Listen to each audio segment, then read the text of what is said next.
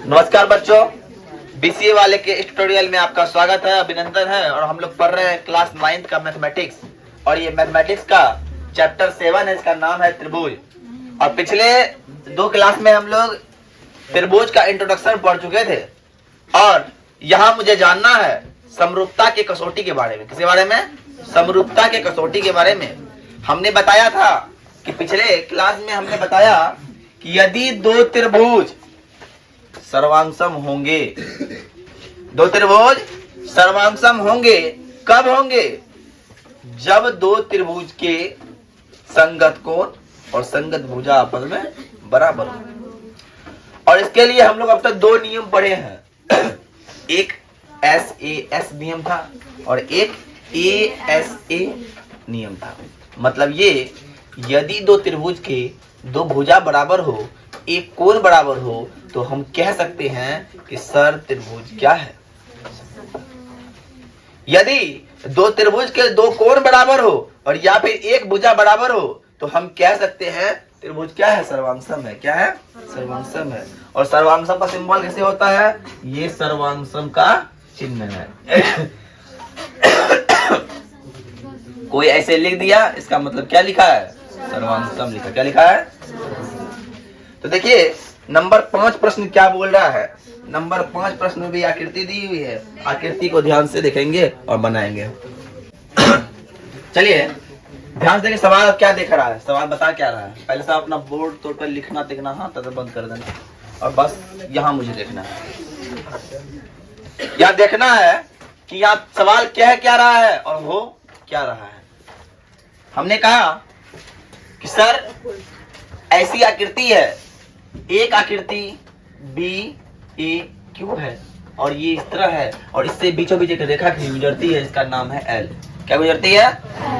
L जब गुजरती है तो इस कोण A को 2 भाग में बांटती है। कितना भाग में बांटती है? 2। जब ये 2 भाग में बांटती है, समद्विभाजित करती है, तो मतलब इसका बराबर ये कोण, ये बराबर ये कोण। अब बात समझिएगा, यहाँ एक बात बोला जा रहा है कि सिद्ध करना है सर। सिद्ध क्या करना है? सिद्ध ये करना है कि त्रिभुज APB मतलब ये वाला त्रिभुज और AQB मतलब ये वाला त्रिभुज समरूप, सर्वांगसम है। सर्वांगसम होने के लिए या तो 2 भुजा या तो 2 कोण का होना अनिवार्य है। और आपको यहाँ दिखता होगा, यहाँ पे भी चिन्ह है 90 डिग्री का और यहाँ पे चिन्ह 90 डिग्री का। तो प्रमाण में वो करना क्या है? पहला काम प्रमाण में, प्रमाण लिखना, लिखने का तरीका है क्या है? प्रमाण लिखेंगे। बात समझ में आ रही है? क्या लिखेंगे? प्रमाण। अब प्रमाण लिखने के बाद हमको ये और ये त्रिभुज सर्वांगसम करना है, तो लिखेंगे त्रिभुज APB और त्रिभुज AQB में, मतलब क्या? ये त्रिभुज और ये त्रिभुज में। अब देखना है इन दोनों त्रिभुज में क्या क्या बराबर आ रहा है। तो सर आपने कहा ये वाला कोण और ये वाला कोण क्या है? क्यों बराबर है? कि कोण A को रेखा L समद्विभाजित करती है, मतलब समान 2 भाग में बांटती है। समद्विभाजित करना मतलब समान 2 भाग में बांटना, समान 2 भाग में बांटना। इकरा मतलब हाई कोण का नाम क्या है, कोई बताएगा? ई कोण का नाम क्या हो जाएगा? QAB। जो कोण लिखना है वो बीच में आएगा, क्या हो जाएगा? और कोई बोल सकता है BAQ भी बोल सकता है। बात अब ई कोण तो हो गया, लेकिन इसके बराबर कौन कौन है? ये वाला कौन है? इसका नाम क्या है? BA। कोई बोलेगा PAB भी। तो बात इतना बात समझ में आया? अब आप लोग को दिख रहा है एक चीज और, ये वाला कोण और ये वाला कोण बराबर है, क्या दोनों 90 डिग्री है, तो कोण का नाम क्या हो जाएगा? BQA होगा। अरे होगा कि नहीं? इसका नाम BPA। होगा। क्यों होगा? क्योंकि दोनों क्या है? समकोण है या फिर 90 डिग्री है। क्या है? समकोण। ये चिन्ह होता है इसे ऐसे, जहां भी चिन्ह दे दिया इसका मतलब क्या है? समकोण है, 90 डिग्री है। अब दो चीज तो मिल गया, एक चीज और मिलाना है। कोई दिमाग लगा दोनों, तो मुझे कुछ मिल रहा है। और कोई दिमाग लगाओ, लगाओ दिमाग, लगाओ दिमाग, लगाओ दिमाग पे जोर। नहीं दिख रहा है, नहीं दिख रहा है, दिख रहा है एक चीज भैया। ए से लेके बी तक जो रेखा है, जो लाइन है, जो भुजा है, वो त्रिभुज, ये वाला त्रिभुज में भी है और ये वाला त्रिभुज में है। अरे है कि नहीं? इसका मतलब सर ए बी बराबर, और सर बोले थे कि जो चीज दोनों में मिल जाए उसको बोलते उभयनिष्ठ, और दोनों में भुजा मिल जाए तो उसको बोलते उभयनिष्ठ भुजा। क्या बोलते हैं? उभयनिष्ठ भुजा। तो आप लोग की समझ में आ गया होगा सर कि हमारे पास क्या है? Angle, side, angle, angle, side, angle. किसने कहा? तो भुजा, कोण, भुजा, कोण, कोण, भुजा, कोण। तो हमारे पास सर्वांग शतक में कसौटी है एस, ए एस ए सर्वांग समता से त्रिभुज ए पी बी सर्वांग सम त्रिभुज है ए क्यू। अब बोल रहा है कि हाई वाला भुजा और ई वाला भुजा बराबर है, तो सर बराबर होगा ही ना, काहे कि सर्वांगसम त्रिभुज के संगत भुजा संगत कोण बराबर होते हैं। इसीलिए हम कह सकते हैं कि बी क्यू बराबर है ना। ये क्या हो गया? सिद्ध। उतारिए इतना सा। चलिए देखिए, दिया है आकृति, इस तरह आकृति दिया हुआ है, ध्यान समझिएगा। आए ध्यान समझो, इस आकृति में दिया क्या है रे? फिर बात कर रहे, समझ में नहीं आएगा। सवाल छोटा है पर दिमाग इसमें बहुत महीन लगाना पड़ेगा, ठीक है ना? दिमाग महीन लगाना क्या पड़ेगा? ध्यान समझिए। पहला बात बोला कि बाबू ई वाला भुजा और ई वाला भुजा क्या है? बराबर। और ई वाला भुजा और ई वाला भुजा बराबर है, तो सिद्ध करना है कि BC बराबर DE है। इसका मतलब ये कि BC, ध्यान से समझना, BC कौन त्रिभुज बन रहा है? BC से BC बन रहा है ABC बन रहा है त्रिभुज, और इससे कौन त्रिभुज बन रहा है? ED से, ED से बन रहा है AED बन रहा है। तो पहला बात जो बात बोला है सिद्ध करने के लिए, उसके द्वारा दोनों त्रिभुज को निकाल दिए बाहर, निकाल दिए बाहर। देखो निकालने का तरीका समझा रहे, पहले निकालना कैसे त्रिभुज से बाहर।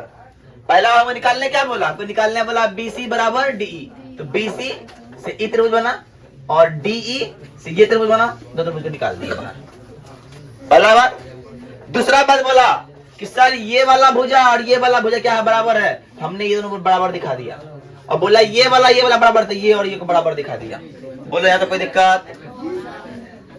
अब जब बराबर दिखा दिया, और एक बात बोला कि हाई वाला कोण और हाई वाला कोण क्या है? बराबर। जब दिया हुआ ही है तीनों त्रिभुज क्या सम होगा ना, तो हम लिखेंगे त्रिभुज प्रमाण डाल के, अरे प्रमाण डाल के लिखेंगे त्रिभुज ABC और त्रिभुज ADE में हम पहले बताए हैं, ये जो चैप्टर है 11th क्लास में पढ़ने वाला चैप्टर है, लेकिन चैप्टर को जो समझ लेगा अभी उसका 10th बहुत इजी होने वाला है। ध्यान समझिए, आपको दिया हुआ है, क्या दिया है? AC बराबर AE, सब कुछ दे ले इसमें। AB बराबर AD और कोण BAD बराबर कोण EAD। सी।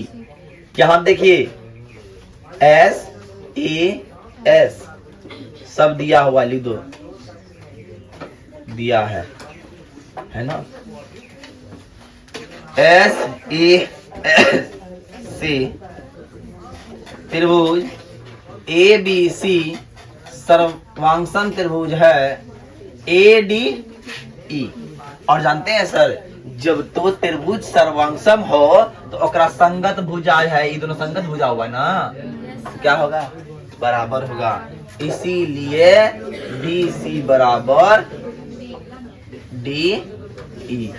यही प्रूफ करना था, प्रूफ हो गया। बस दिमाग लगाना है, दिमाग लगाया सवाल सॉल्व है ना, बस कितना इजी था। चलिए इस सवाल में एक बात बोला है, ध्यान समझना।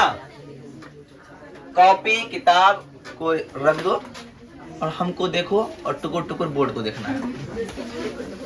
देख रहा है, टुकुर टुकुर देखते हो क्या सर जी को, बोर्ड को, है ना।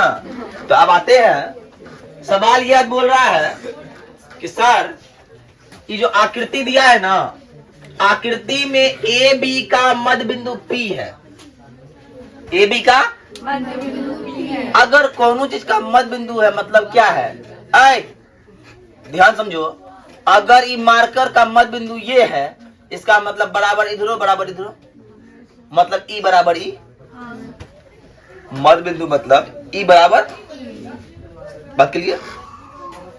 तो सवाल में बोला कि मध्य बिंदु ए बी का पी है, इसीलिए क्या हो जाएगा, ए पी बराबर बी पी हो जाएगा। बोला ई बात और समझे हम ई बात, क्या है, बोला सिर्फ यही बात और समझे हम ये बात। क्यों समझे, हम जानते हैं कि मध्य बिंदु होने का मतलब दोनों बगल बराबर बराबर होएगा। अरे होया कि छोटे बड़े, छोटू का नाभि जो है वो मध्य बिंदु है, इसलिए नाभि के नीचे बराबर, नाभि के ऊपर बराबर, आगे ना। चलो पहला बात बोल दिया, तो सर का बात बोला, अरे सुनो ना जी, B A D, B A sorry B A D बोला है, B A D, B A D high वाला कोण है ना, और ए बी ई हाई वाला कोण आपस में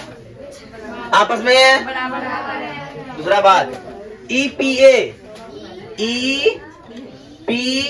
ए हाई वाला कोण और डी पी बी सॉरी ई वाला कोण आपस में। अब ध्यान समझना है, ध्यान से समझना है। समझना क्या है, हमको सिद्ध क्या करने बोला है, सिद्ध करने बोला है ए डी ए पी। तो डी ए पी कौन है, डी ए पी, इतने मुझको अलग निकाल लो। और बोला है ई बी पी को अलग निकाल लो। हमने भैया अलग निकाल लिया और दोनों को बोला क्या करने हैं, सर्वांगसम करने हैं। तो प्रमाण लिखेंगे, जो लिखने का तरीका है लिख दिए। और बाद क्या लिखेंगे, त्रिभुज डी ए पी और त्रिभुज ई बी पी में। अरे बोलो बात समझ में आई कि नहीं। जब हम लिख दिए हैं तो हमारे पास पहला बात बोला है सर, क्या जो सब बोला है, ये बात बोला लिख दीजिए, बी ए डी बराबर ए बी ए और ई पी ए बराबर डी पी दिया है। और क्या होगा, ए पी बराबर हो गया। तो बताइए कौन नियम हुआ, कोई बताओ, ए एस ए। अरे हुआ कि नहीं, बात समझ में आया, ए एस ए कैसे आया। तो हम बोलेंगे ए एस ए से त्रिभुज DAP सर्वांगसम है त्रिभुज EBP। अब जब सर्वांगसम है तो सर्वांगसम त्रिभुज का समझिए AD बराबर BE होगा, AD बराबर BE होगा, E बराबर E होगा, E बराबर E होगा। अरे होगा कि नहीं? इसीलिए हम बोल सकते हैं, दूसरा नंबर डाल दो कि AD बराबर BE होगा। बस सिद्ध हो गया, उतार लीजिए।